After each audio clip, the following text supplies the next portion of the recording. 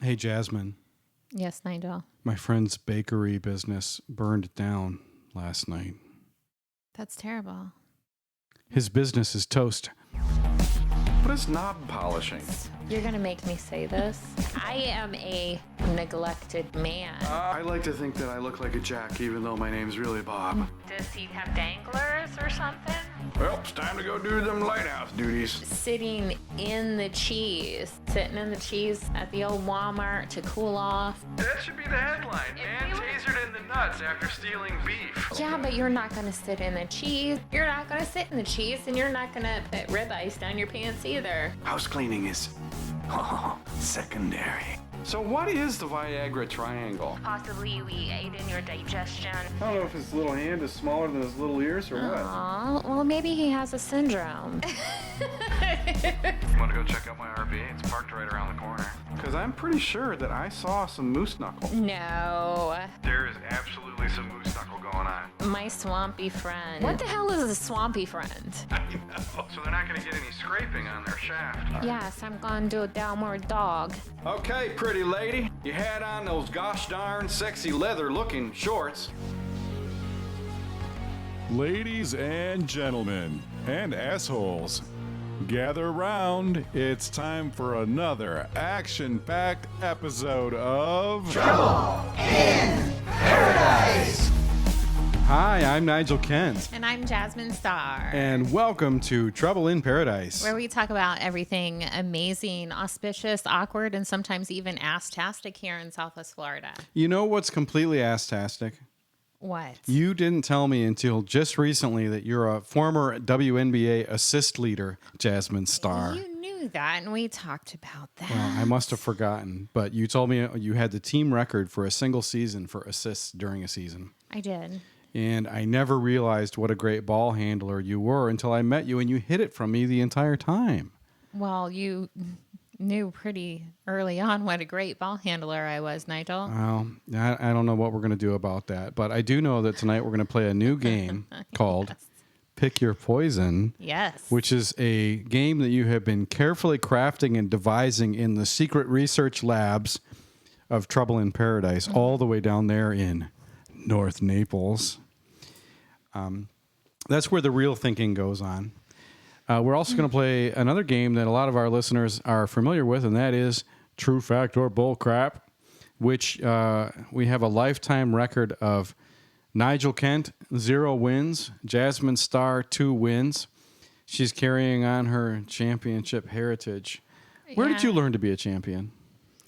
I was just born a champion, hun. You were just, with the mic drop. Hun? I was born a champion. I was hun. just born this way.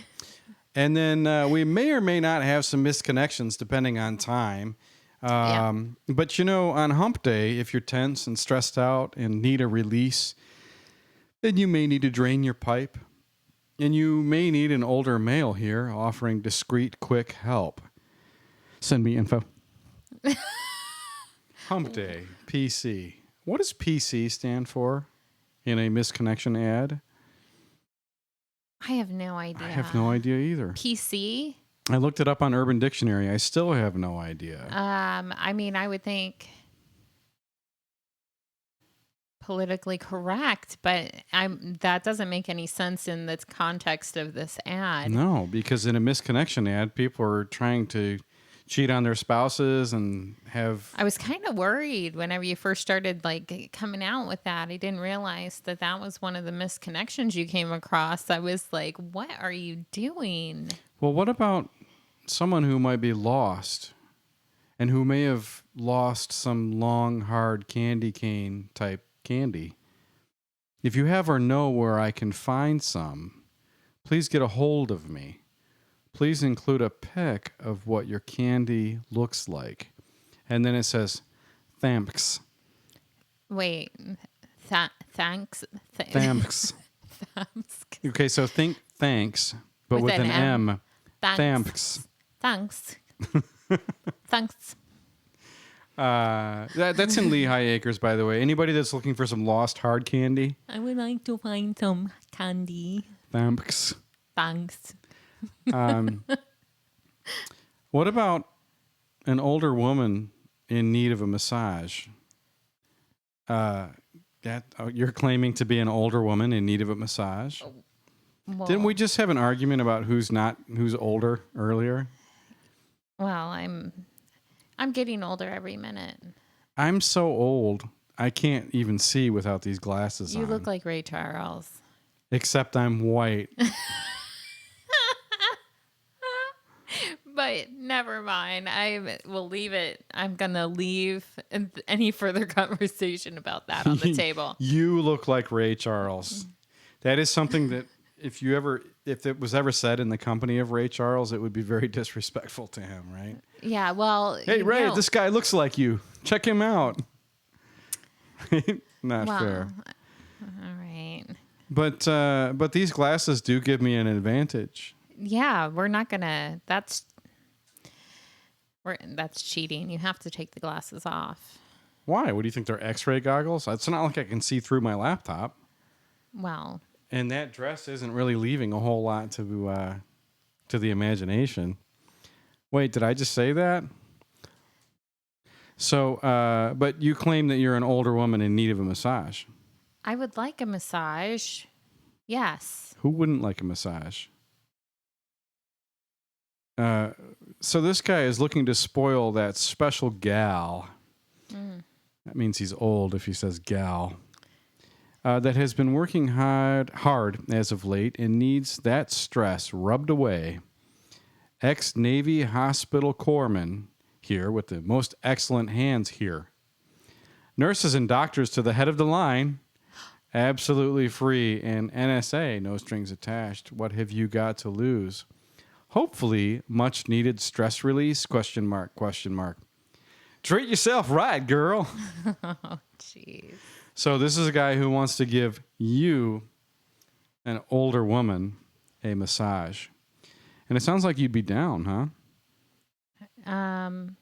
I would enjoy a professional massage. I'm not looking for one on any missed connection that is going to put... You don't want a Craigslist quality massage? I don't want to, down them, but... If it winds up in a misconnection, I'm going to pass. I mean, what about the one where the guy is offering to give massages to older women, no strings attached? That seems pretty legit on Craigslist. He's not charging. And he's an ex-Navy corpsman, and he would like to massage nurses and doctors first, please. So he's a seaman that wants to touch your bulkhead. Moving on. Let's talk about butt sex. Okay. I think that we should, every so often, we should look up weird definitions for common phrases. And I decided, for no particular reason, that we would start with butt sex. And, there's a popular definition for the term butt sex that has to do with smoking. Would you care to take a stab at? Would you care to take a stab at what the definition of butt sex is that has to do with smoking? No, I'll wait. I have no idea. All right. So, according to Urban Dictionary. Okay. Oh, did you want to guess what butt sex is? Well, other than the please. obvious. Well, yeah, exactly. All right. I would love to hear about. All right, let me use it. A hot, steamy Carl or Okay. a glass bottom boat. It's not that dirty.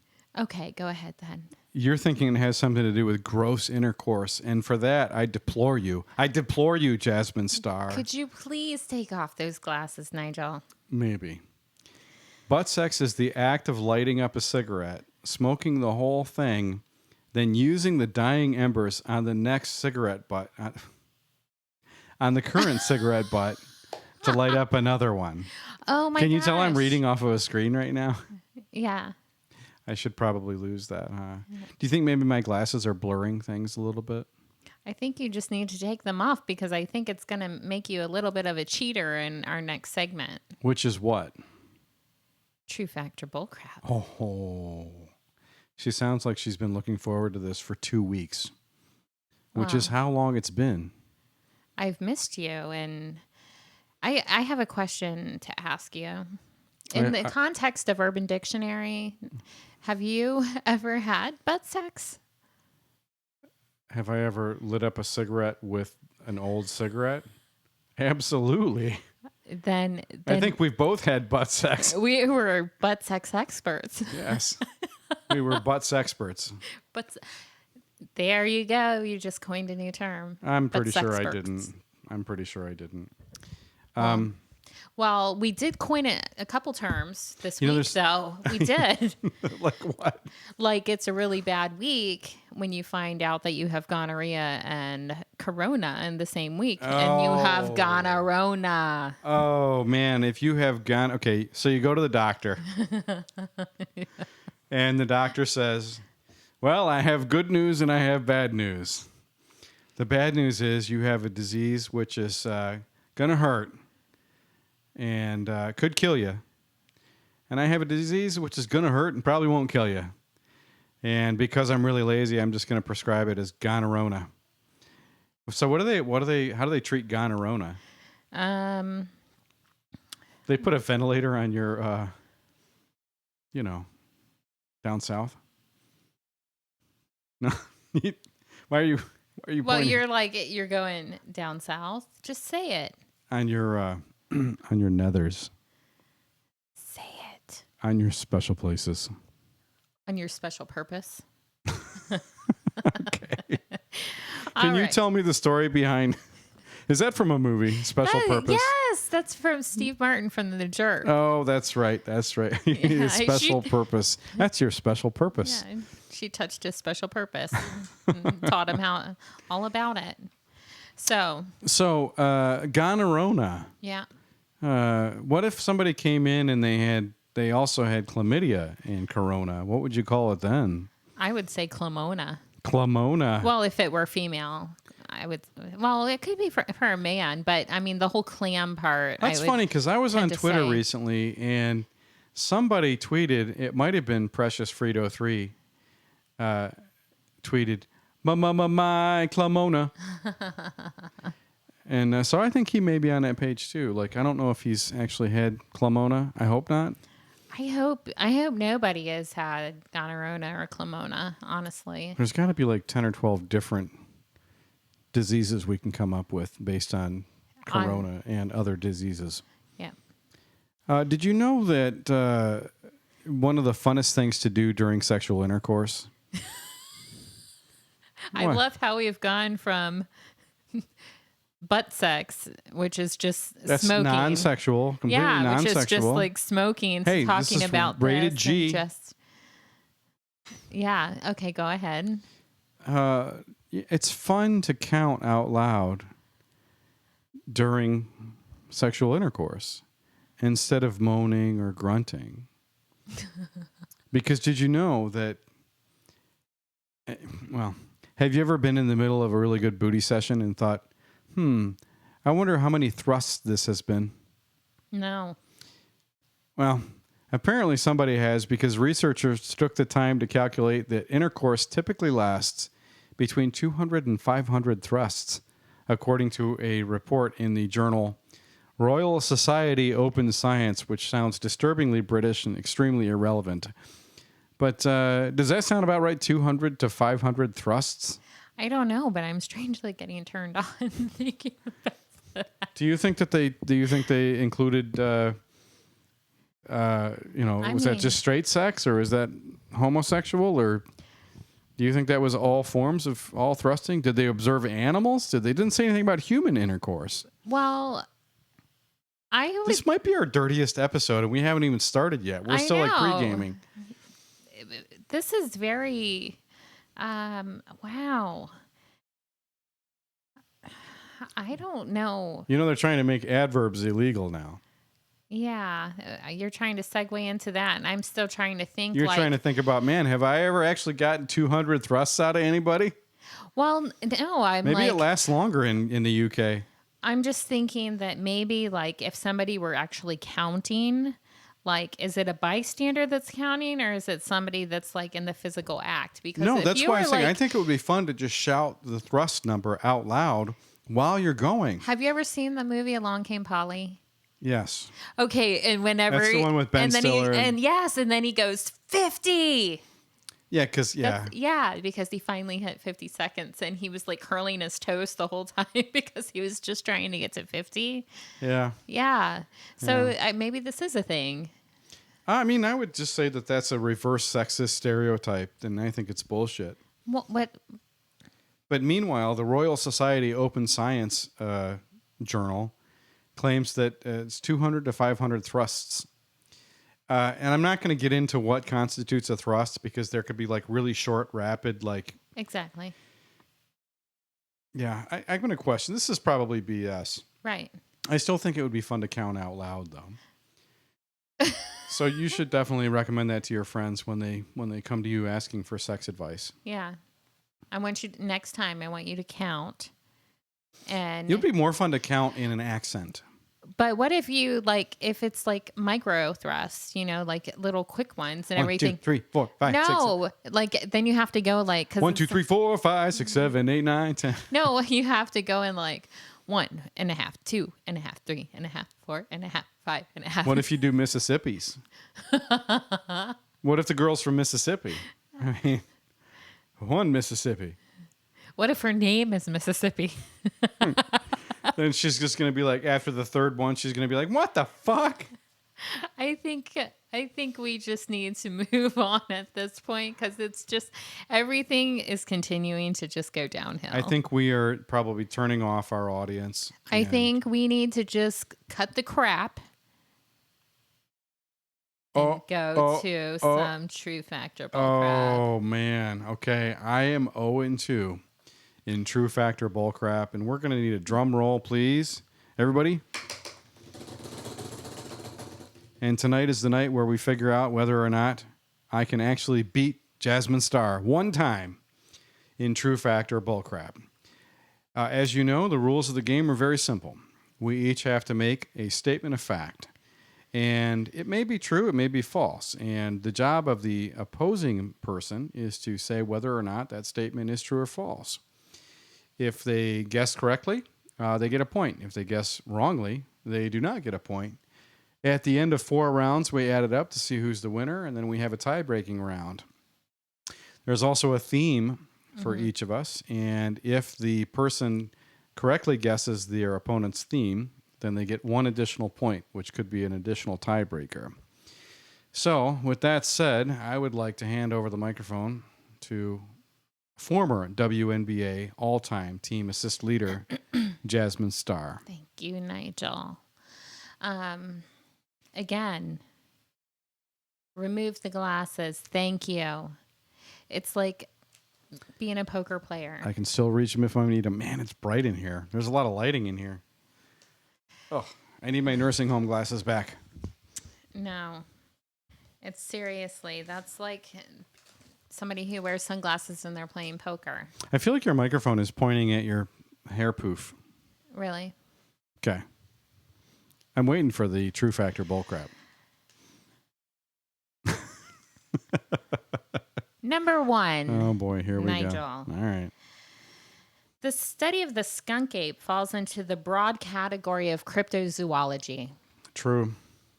That is true. Skunk ape is one of the cryptids, which are animals presumed by followers of the cryptozoology pseudoscientific subculture to exist on the basis of anecdotal or insufficient evidence by mainstream science. Other cryptids are Bigfoot, Yeti, Chupacabra, Jersey Devil, and the Loch Ness Monster. All right. There's actually, the cryptids are pretty cool, right? Because nobody can really tell if it's supernatural or not. But here in Southwest Florida, we do have skunk ape. We do. Which is I guess it's a Bigfoot-like, supposedly female creature that lives down in the Everglades. Do you know, though, that there's actually other sightings of what they call skunk ape in places like North Carolina and Louisiana? It's all in the southeast, though, right? Right. In hot, humid kind of climates. Right. they consider it to be Skunk Ape. I didn't We know have that. a festival. We have wait, time out. What? There is a festival for the Skunk Ape Where? in the Everglades. When are we going and filming? It's I believe in the summertime, so we'll see if they have it this year. Uh, We'll have to look it up, though. We're well- going to have to make an appearance at the Skunk Ape Festival. all right. So for those not familiar, we covered Skunk Ape quite a bit early on. We had a guest interview with a gentleman who had a very close encounter with Skunk Ape. That is true. Scooter McGavin appeared and told his firsthand account, although it was difficult to understand and, there was a heavy accent involved in his Right. recollection. Also, some of the details changed during his recount of what happened. Right. So we don't know if that was legit or not. But Skunk Ape, Yep. Okay. Cryptozoology. You got it right. 1 point for Nigel. 1 point for... Well, we haven't finished the round yet. True fact or bullcrap?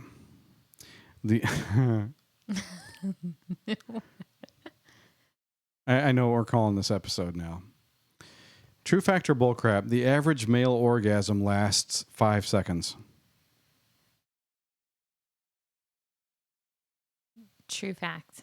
True fact. The average female orgasm lasts 20 seconds, according to Health magazine. That's 4 times longer than for guys.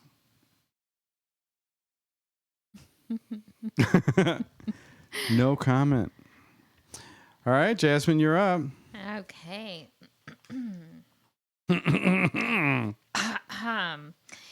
EVP, or electronic voice phenomenon, are sounds found on electronic recordings that are interpreted as spirit voices and have different class types. True. That is true. Yes. Yeah.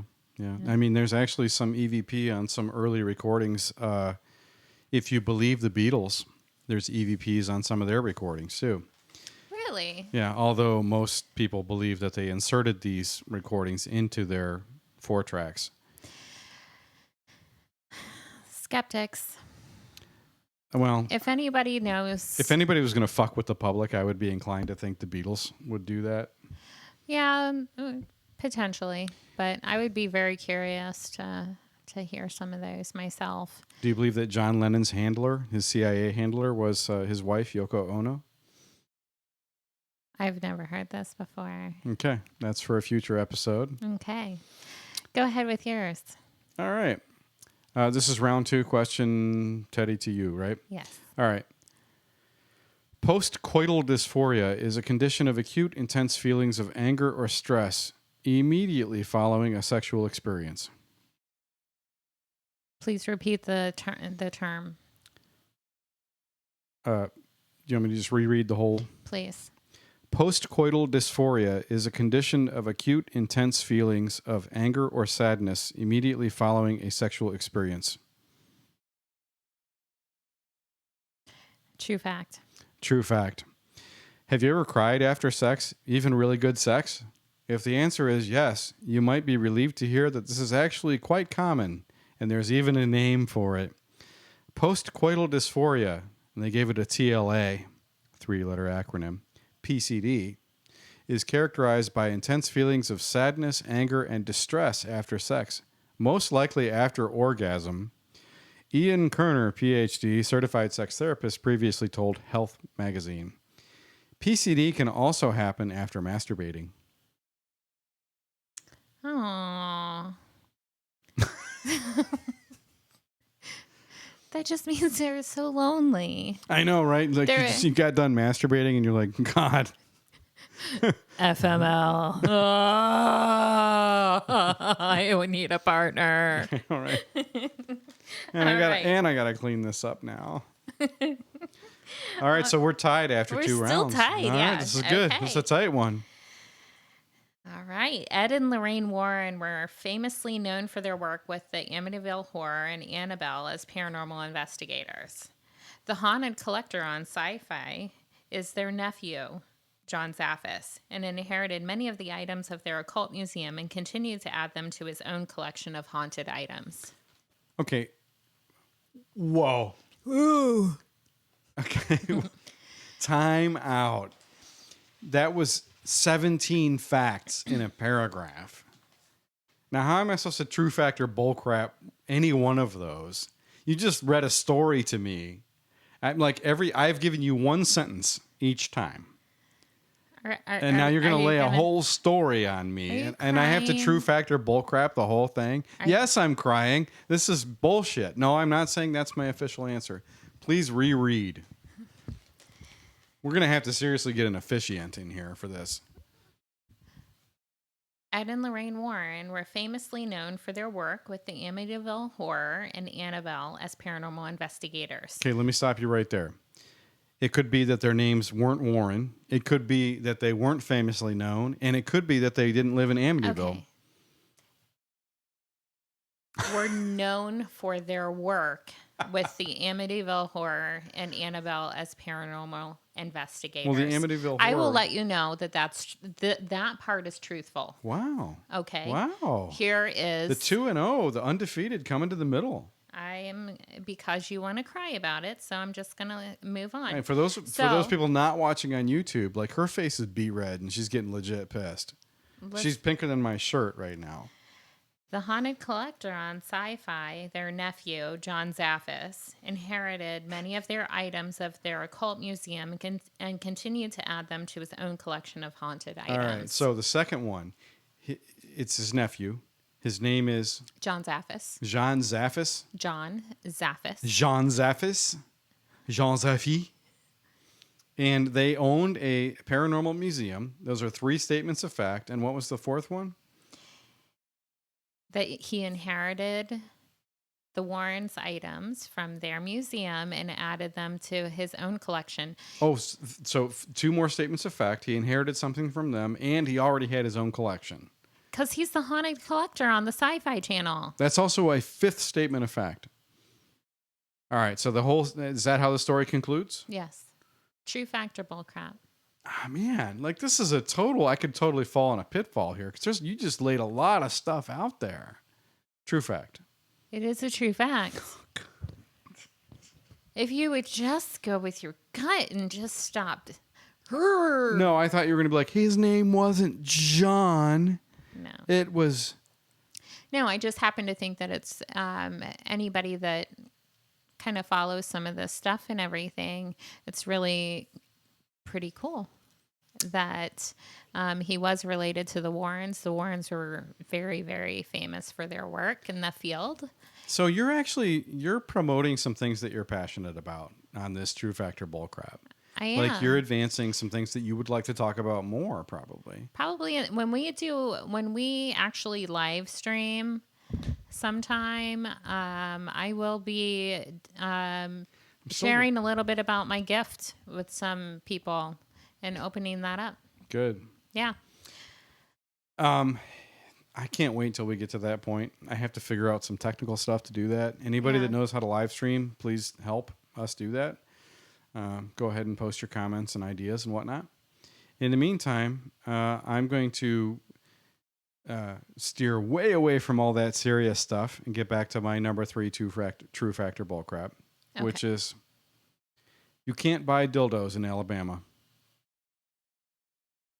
Bullcrap. True fact. What? Thinking of visiting the Heart of Dixie? Just make sure you have plenty of sex toys because you can't buy them in Alabama. Well, it's hard to believe Alabama still has a law on the books that bans the sale or purchase of, quote, any device designed or marketed as useful primarily for the stimulation of human genital organs. Violators face a maximum fine of $20,000, the possibility of up to 1 year in jail, or even 12 months of hard labor. In short, you can buy bullets, but you can't buy the bullet. She's stunned. She's challenging my True Factor Bullcrap. She's on her phone right now challenging it, as if I didn't do my homework. 6 adult sex toys in Birmingham, Alabama, with reviews. They don't sell dildos, though. Best adult toy stores. No, it's only lotions and condoms. and things like that. Drive-through. Alabama shop offers window Beans. service. It's beads. You're looking this up on your phone. I am. You're going to end up on a watch list if you keep that up. Well, So you're challenging the trueness of my True Factor bullcrap. that's okay. I'll take it, but All right. If anybody disagrees, if anybody has proof if you have proof that you okay, here we go. that you bought a dildo in Alabama, please let us know. Are we tied or are we tied? No, I lost that one. Okay, so she's being generous big time. You got a big comeback to do. And it's your turn, Jasmine Star. Okay, the movie The Conjuring is a true story. It's based on a true story. You got to give me more than that. That's a coin flip. I've never heard of that movie before. Wah, wah, wah. All right, give us a little background at least on that. I love it how you went from a half a page long True Factor bullcrap Well, to I knew a 4-word sentence. Well, guess what? Because I knew that you were going to cry about the last one, so I shortened this one up. Come on. Because I know things. Oh, you know things. I Fine. know things. You want to tell me what you know? I knew that you were going to have a response to that last question, so I decided to shorten up this question. So you wrote it short to begin with. Yes. Like you're like, this one's going to be long and this one's going to be short. All right, the movie, let me see if I get this right. The movie The Conjuring. Now, am I allowed to do what you just did and look up the movie? No. So wait a minute. I can't do what you just did and look up your... I waited until I answered the question. The Conjuring is based on a true story. Is Does anybody know what this movie is? Yes. The Conjuring. Yes, people will know. 4 people. Some of my followers on Twitter would be blowing up Twitter right now with the answer to that question. All right. Can I defer to them or do I have to answer? I have to answer, don't I? You have to answer. True fact.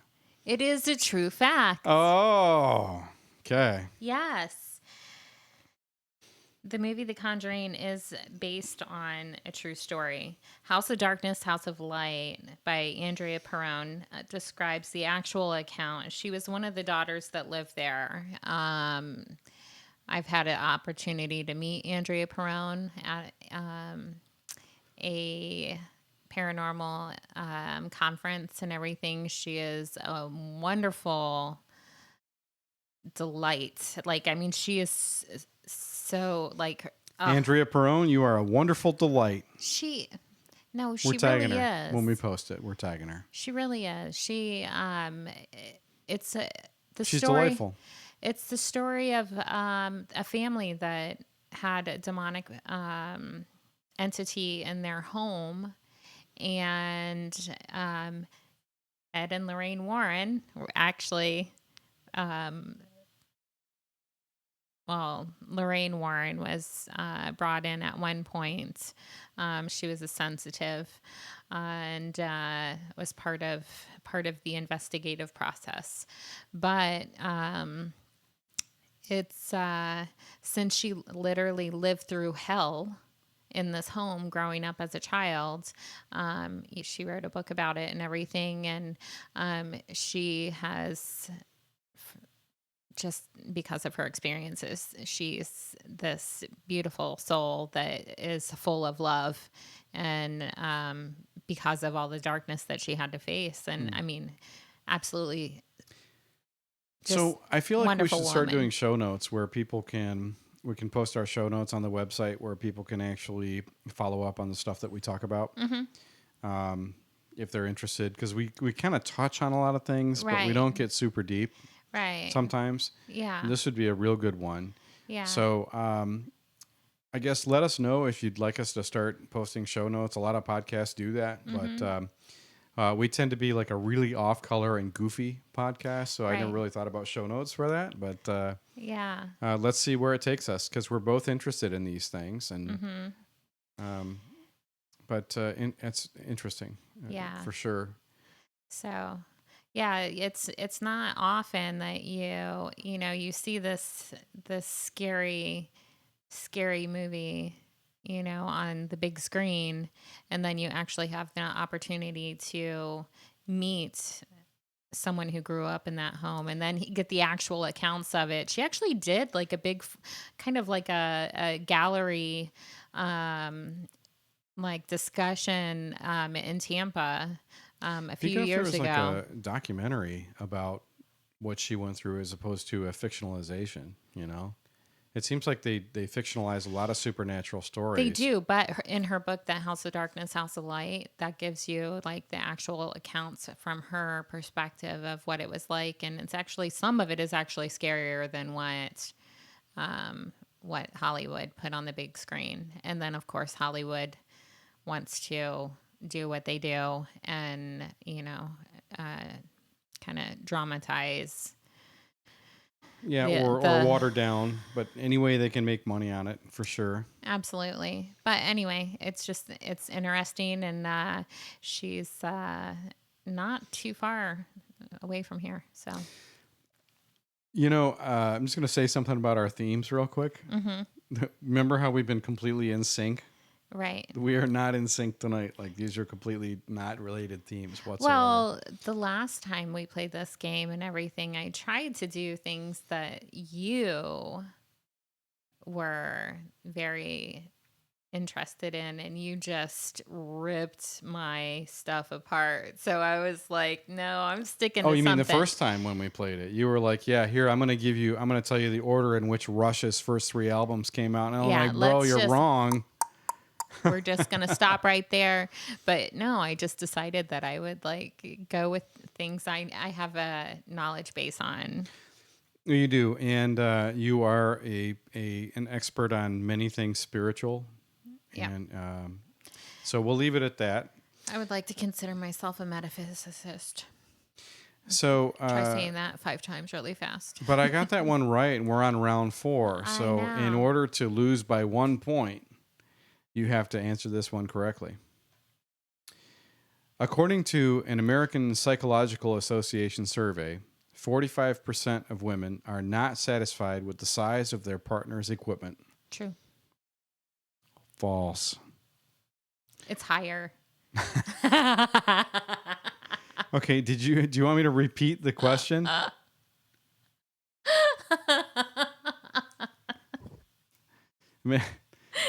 Are you speaking from experience? Do I need to talk to your boyfriend about this? No. Do I need to talk to Eunice about this? No. Okay. According to an American Psychological Association survey, 45% of women are not satisfied with the size of their partner's equipment, and you answered true. False. According to the American Psychological Association, over 85% of women are satisfied with their partner's size.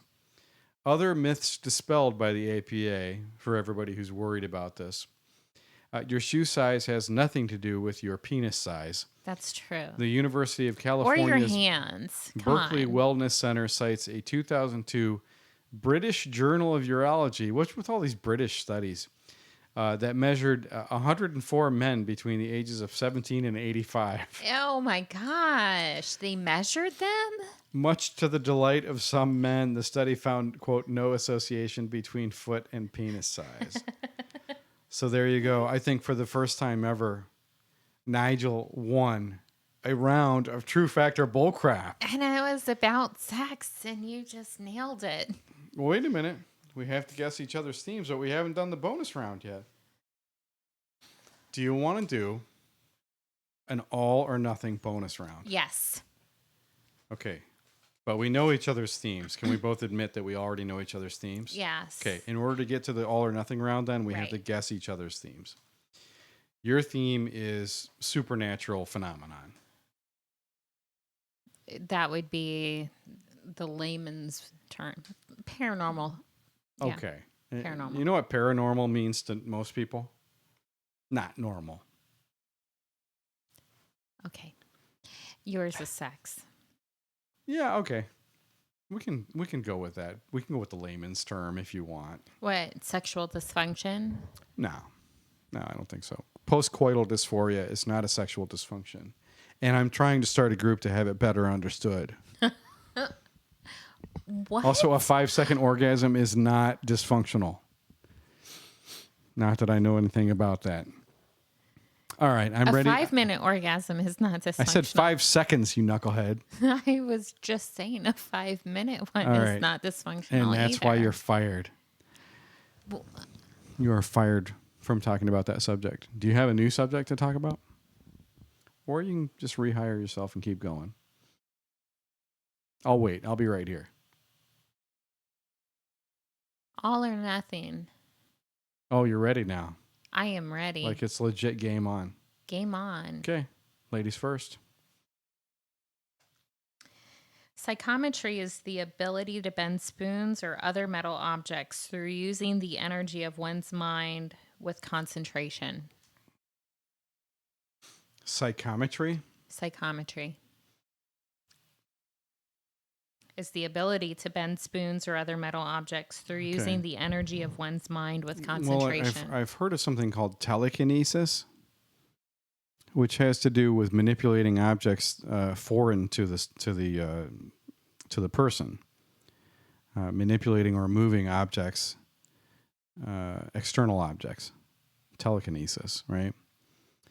And it has to do with kinetic energy. So movement, kinetic energy involves motion, right?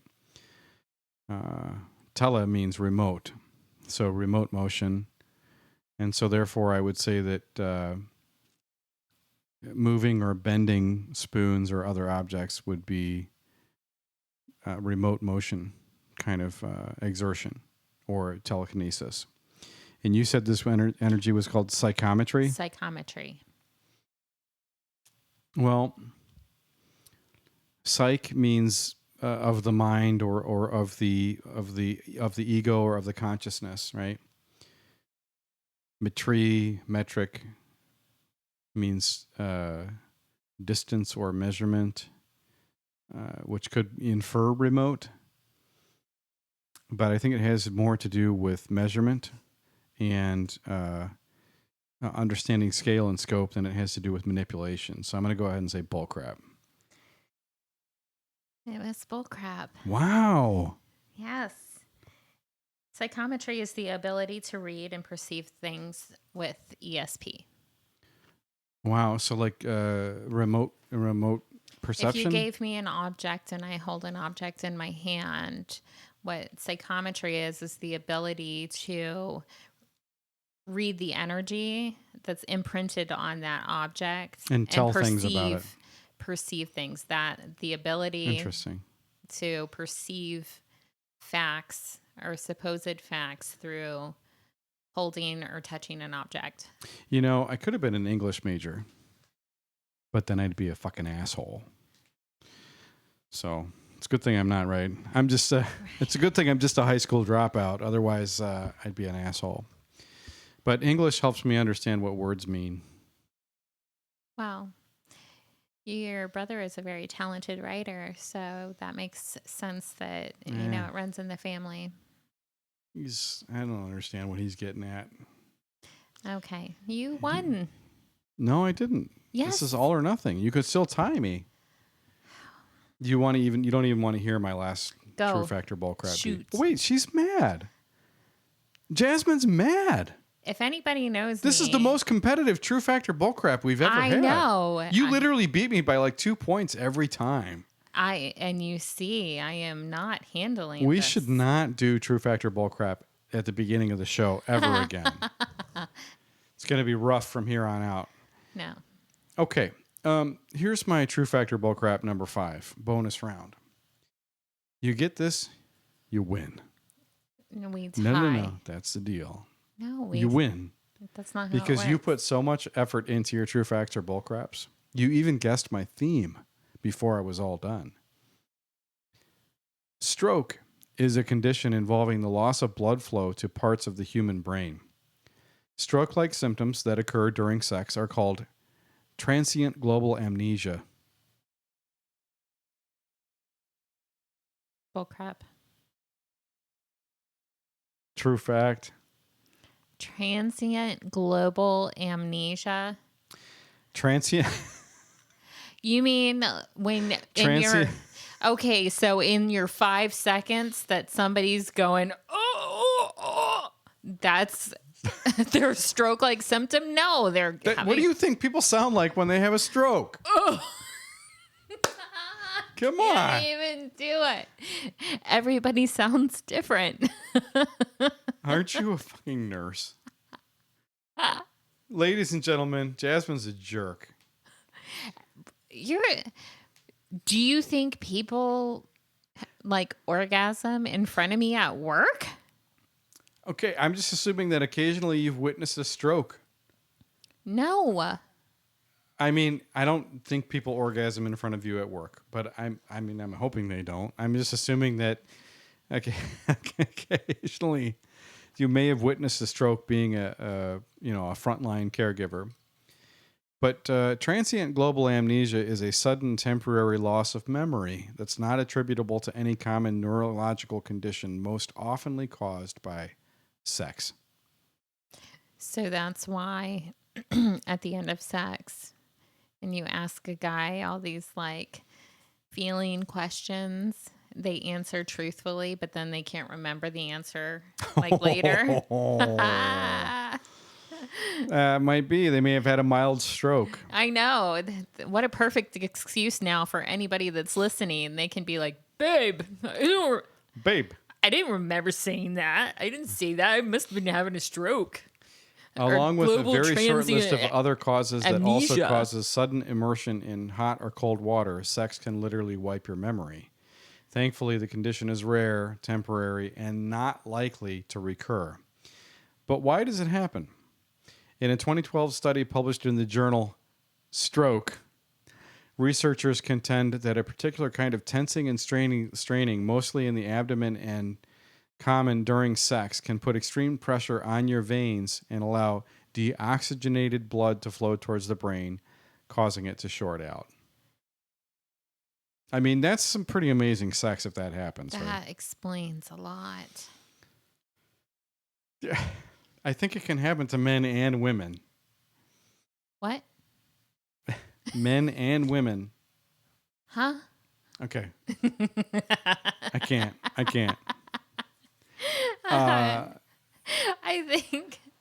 I think you won. Congratulations. I finally won a round of True Factor Bullcrap. I wish I had a trophy. Dun, dun, dun, dun. Oh. All right, so we're going to get the editor to overdub something really cool right there. Yeah, I picked up on that. All right. Do you know any good editors? I do. Yeah. Yes. I do. All right, we'll send them the audio so they can fix that up. Sounds good. And in other news,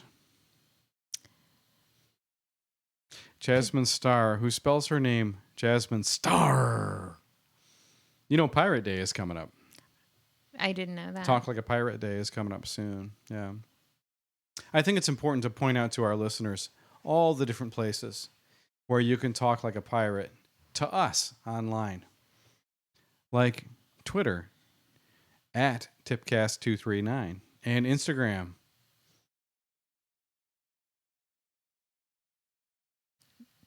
Treble 239. I'm like, what are you looking at me for? I just had a TGA. Give me a break.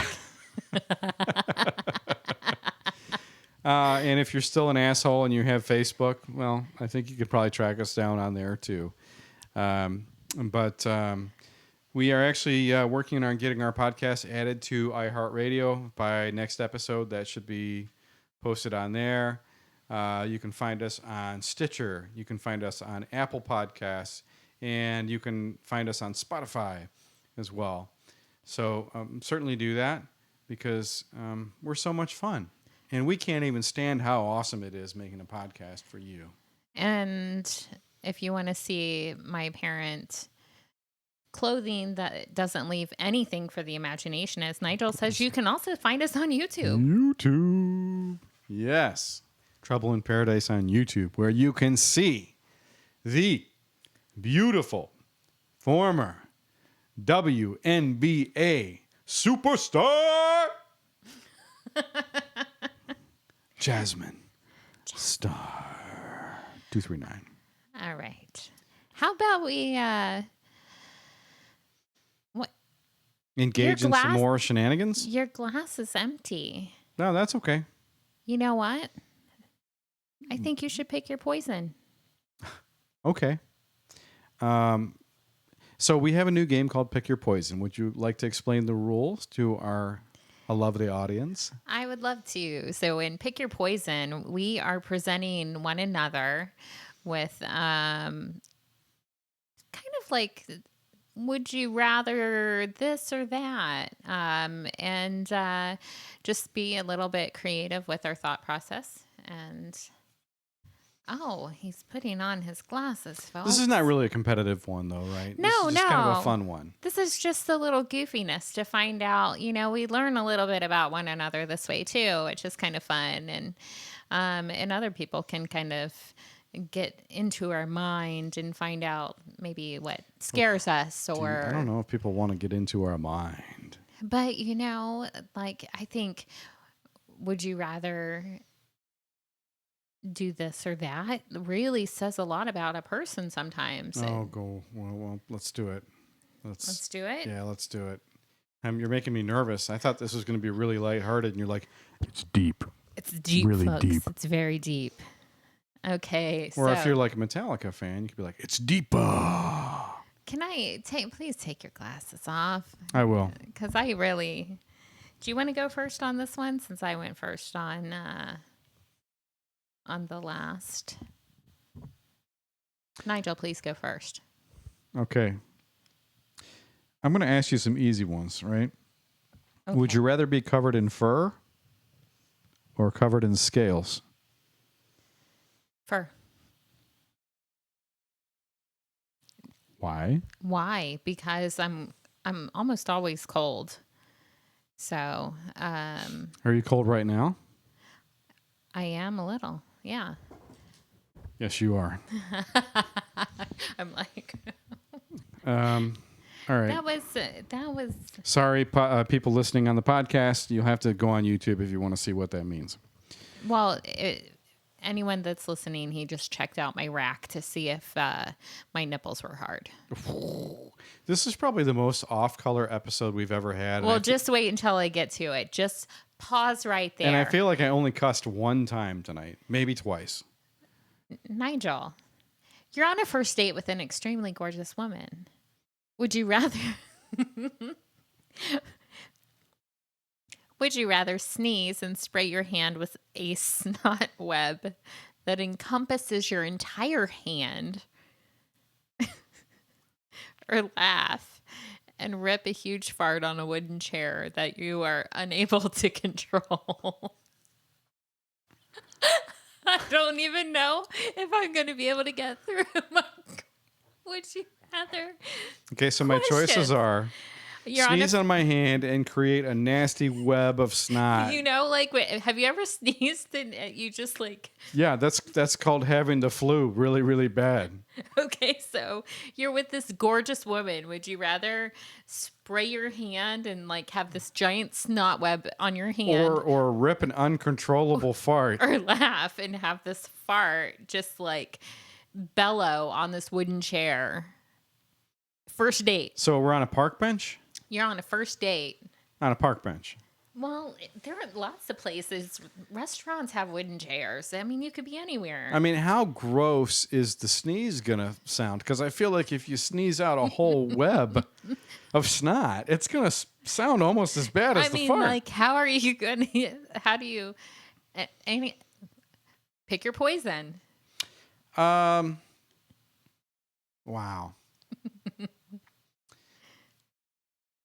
I'm not allowed to ask any more questions, am I?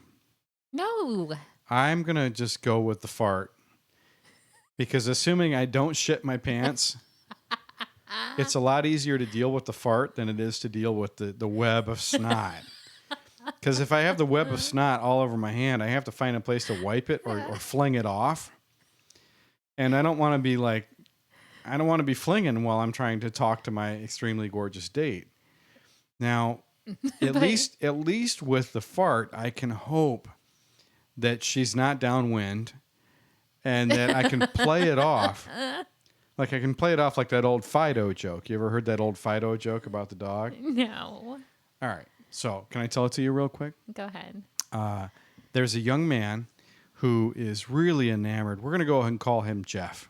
And he's really enamored with this woman who we're going to call Jill. And they've been dating for a little while. And Jeff is pretty pumped about Jill. She's very beautiful. And Jeff knows that she comes from a very distinguished family. So it's time now for Jeff to go visit her parents for the first time and go have dinner with them. But Jeff's problem is that he's extremely nervous. And when he gets really, really anxiety ridden, he farts and he gets gas and he gets cramps. And sometimes he sharts. So this is the first time meeting Mom and Dad. Jeff and Jill, they go into Mom and Dad's house. They go to the dinner table. And he's already starting to feel kind of nervous. And it's Mom and Dad and the little sister, Jill, and Jeff sitting at the table, and the dog, Fido. And Fido's very kind. He comes and sits right next to Jeff, lays down on the floor next to him, and then Mom comes out with the first serving of dinner, which is a great big platter of beans. And Jeff goes, "Oh, man, I am really in trouble. I'm going to fart all over myself here and embarrass myself, and I'm going to lose Jill, and it's going to be all over because her parents are going to hate me." So Mom serves up the beans, and Jeff partakes, and after about 2 minutes of the first couple bites, he starts to feel a gurgle down south, and it starts to hurt, and he knows it's coming out. So he does his very best, and he lifts his cheek, and out comes a little and everybody looks at the dog and goes, "Fido!" And he's like, he doesn't know what to think of it, but he's like, "God, man, I got to figure out how to get to the restroom before the next round of dinner comes out here. I'm really in trouble." So then Mom comes out with the next round of dinner, which is a whole bunch of really stuffed cabbage. And he's like, "Oh, fuck me. I'm going to shit all over my fucking leg if I eat that." But he wants to be nice, and Jill's looking at him because she has very high hopes for their relationship. And she doesn't want to let her parents down, and neither does he. So he eats a whole stuffed cabbage, and after about 2 minutes, it really starts to gurgle. In fact, he starts to think there might have been a rupture going on down there. And then all of a sudden, without being able to control it, it just goes, "Oh," and everybody looks at the dog and says, "Fido!" And he's like, "Wait a minute. They think the dog is farting. I can do this all night and it'll be just fine." So Jeff thinks he has his stress management cure, and then he's going to be able to eat whatever he wants, and they're just going to think it's the dog farting. So sure enough, Mom comes out with the final round of dinner, which is a great big pumpkin pie with a whole bunch of whipped cream on top of it. And Jeff says, "No problem, I got this." He eats 2 big slices of pumpkin pie, lifts his right butt cheek, and rips a giant fucking fart. And everybody looks at the dog and says, "Fido, Jeff's going to shit on you." Ba-doom boom.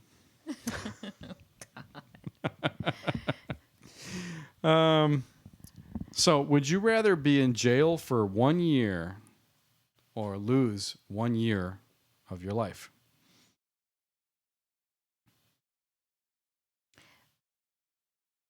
Lose a year of my life.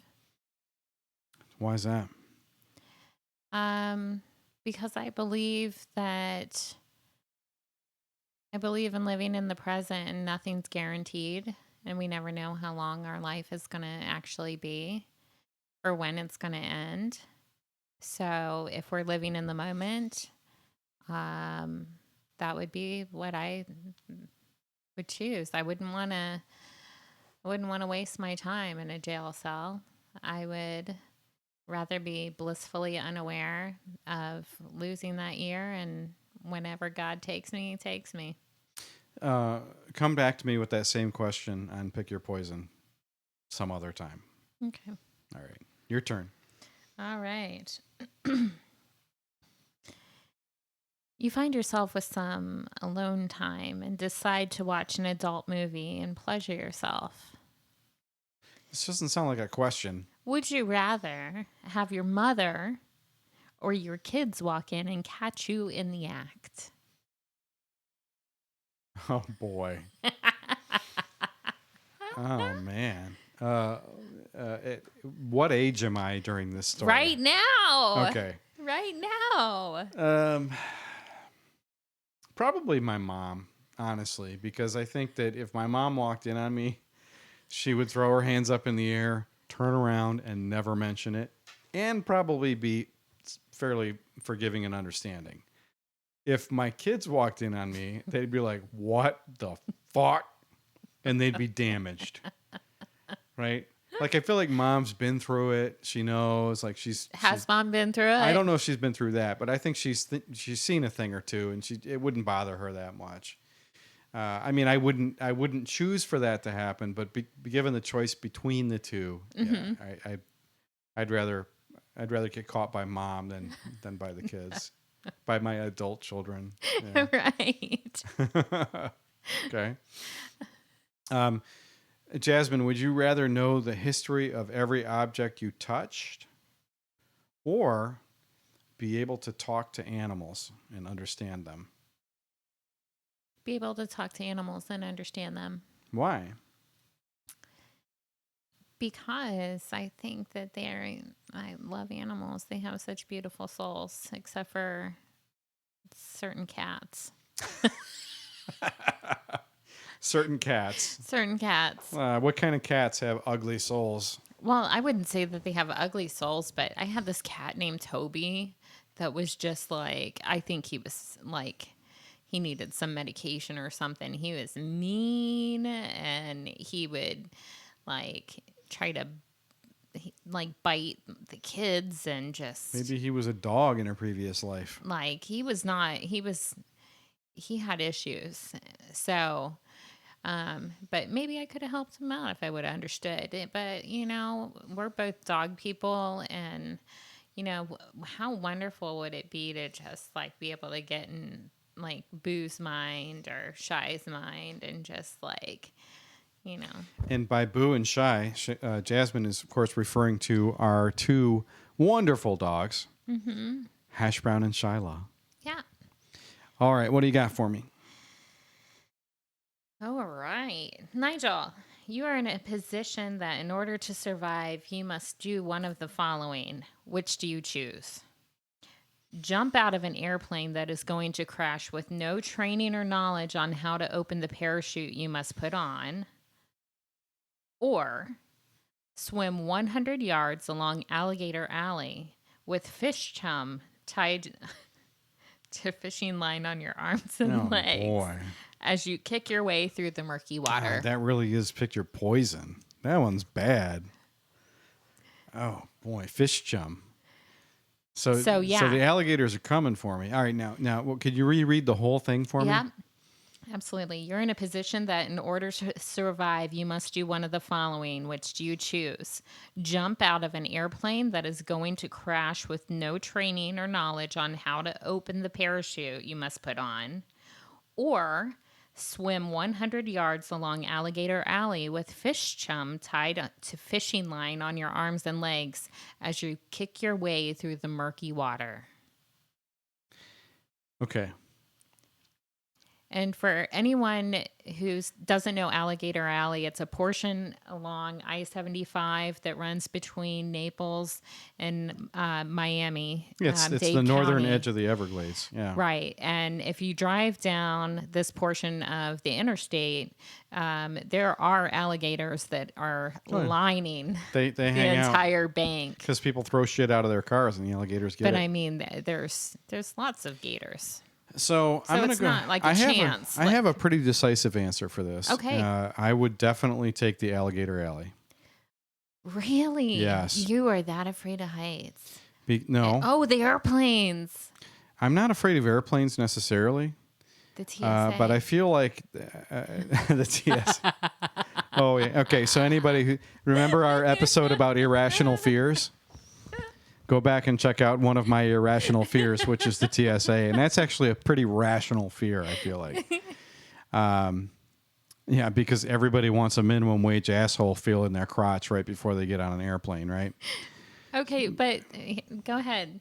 What's your... Alligator Alley, because you said that the fish chum would be tied to my body using fishing line. That's correct. I feel like that would be very easy to snap, and that once it snapped off, I'd be free to swim the sprint triathlon distance of 100 yards, which is actually shorter than a sprint triathlon. And I believe that if motivated by the fear of alligators, I would be able to swim.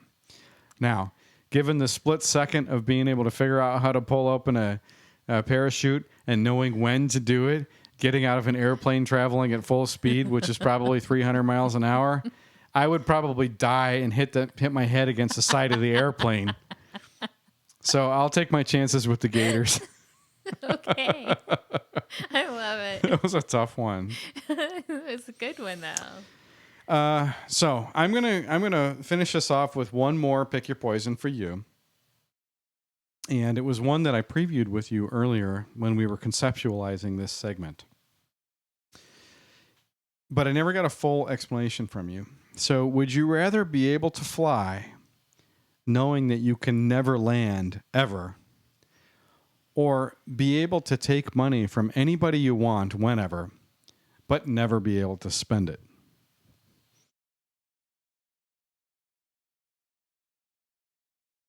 I'm going to change my answer.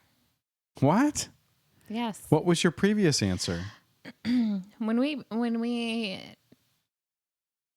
you proposed that to me, I said the flying. So flying, but not being able to ever land. Correct. But now that I think about it,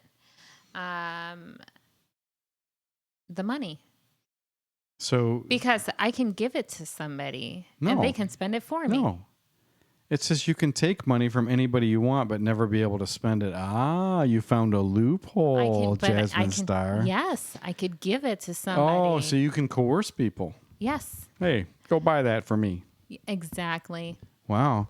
Can you get us some Ultra HD cameras for the podcast when that fantasy comes true? Because we're stuck at 1080p for the duration right now. So I can only pick one of my last two. Well, you only get one more because we're 10 minutes over. Oh, okay. And you told me you know a good editor. Right. I hope they can fix the top of the program where everything was extremely dirty and risque. I feel like people are going to listen to the first half of the episode tonight and be like, okay, what is going on? You're going up in an elevator and on steps of a large... You're going up in an elevator and on steps a large group of women. The elevator suddenly becomes stuck to a power outage, and you realize you are not getting out for several hours. Would you rather the group of women be angry and obnoxious feminists that talk incessantly, nonstop about man-hating, or ex-wives and girlfriends? Oh, ex-wives and girlfriends, including current girlfriends? No, your ex-wives and ex-girlfriends. Only exes? Only exes. Oh, boy. Or a group of angry, man-hating, obnoxious feminists. Oh, jeez. This is ridiculous. Why do you write these mean pick your poison questions? It's poison. It should be mean. Oh, boy. So man-hating feminists versus ex-wives and girlfriends. Only, I don't think, well, this is going to be a tough one. Are we talking about the standard Twitter variety of man-hating feminists? Which are pretty mean. I mean, they're like, the future is female. Like that kind of a absolute militarism. I am woman, hear me roar. Yeah. God. How long am I stuck with them? You realize that you are going to be stuck for hours. For hours. Well, I'm not going to, well, I have to look at this two ways, right? If I can do some good in the world, am I more likely to do it with a bunch of man-hating feminists? Or am I going to be able to do it with ex-wives and girlfriends? Some of whom think I'm a total jackass already. I'd have to prove it to the man-hating feminists. So, but once they found out about most of the stuff I believe, they'd probably lump me in with all the other men that they hate, and it might be over with. It might be game over in a hurry. There's also the idea that at least with my exes, I kind of know what I'm going to get. Might be easier to fall asleep with my exes there. Oh, and there's also the possibility that the exes might start fighting with each other, which could be mildly entertaining. I'm going to go ahead with the exes. Okay. Yeah. I have to share this with you because I previewed these with my 15-year-old. Your 15-year-old son. Yes. Whose name is Jensen. He chose the feminists. Jensen chose the feminists? Yes. And he had I'm telling you, my kids sometimes blow my mind. All right. So what did Jensen tell you? He told me that the reason he would choose that one was because he would just tell them that he identifies himself as a woman and stick to his guns while he was in the elevator. All right. Well, okay. And I was like, oh my gosh. Yeah, but but that's turning your back on a core principle, right? That's not being honest. Because I know Jensen doesn't identify as a woman. But self-preservation, I was like... Okay, both of my potential solutions involved my being honest with these people. Right, but I just thought that was genius. Yeah. That he thought about that, where he was just like, I would just tell them that I identify as a woman. You know what we should do? We should arrange for Jensen to be stuck on an elevator with a bunch of militant feminists. That would be so awesome. And have a hidden camera and see if he really would be like... I identify as a female. Yes, I use the women's restroom all the time. They would eat him alive, man. Oh, boy. Because feminism is not necessarily spectrum sensitive, right? They are pro-woman, not pro-cross-dresser, not pro... It would be interesting to see how that turned out. I gotta give him props though. That was pretty. I was impressed by his response. Well, maybe he'll repost tonight's episode. We'll see. So there's one more. Well, who went first? You did. Oh, well then I guess there's no more. Yeah. Even though I'm prepared with one more, but I have one more. Save it for next time. We can go on and on and on. Of course, I have one more. But we might get in trouble if we do that. Well, we don't want to get in trouble. No, I don't think we want to get in trouble. Because something might come and get us if we get in trouble. Could that be my Mother's Day gift? Your Mother's Day? And this is not from Jensen. No, this was not drawn by... This is from your other son, Johnson. Your younger son. Yes, my much younger son. And Johnson drew you a picture of a vehicle or a vehicular item of some kind. And it appears to have a mixed Spanish and German spelling, the name of this vehicle. But how does it... He may be special, or he may be an engineer. I don't know yet. But how do you pronounce the name of what he drew? Well, he told me what it is. How does he pronounce the name of what he drew? The penis wagon. The penis wagon. Yes. So here is a picture of the penis wagon. The penis wagon. Which I would argue the way he spelled it was Peniswagen. That looks like a little man riding on a paintbrush. But yes, wheels. Yeah, when you challenged him about it, you're like, man, that paintbrush has a urethra. It also has a really weird foreskin sticking out. Look at that. That's just so you can hold on. I thought that was the windshield. I thought that was to prevent bugs from getting in your eyes. On the Penton's wagon. Yes. What did you call it? Well, there's 8 different pronunciations. Of the Penn's wagon. The penis, the penis, the penis. The penis wagon. I prefer Peniswagen. You're going to get us in trouble. All right.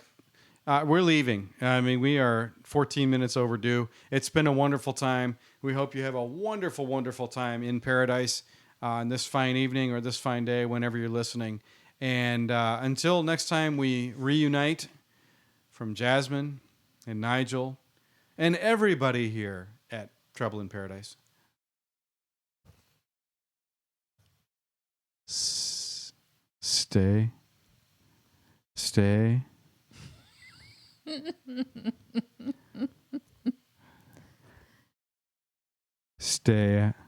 Come on, 1, 2, 3.